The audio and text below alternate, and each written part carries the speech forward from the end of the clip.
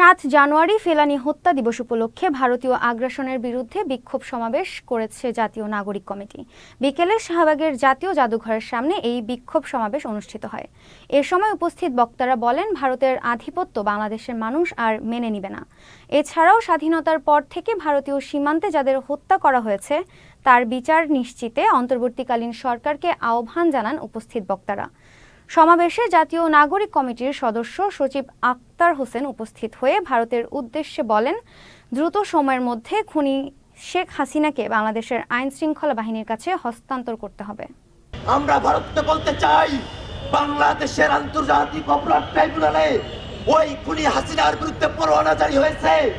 এমন পরোয়ানা জারি হওয়া এমন একজন খুনিকে কোনোভাবেই আন্তর্জাতিক মানদণ্ডে আপনারা আশ্রয় দিতে পারেন না।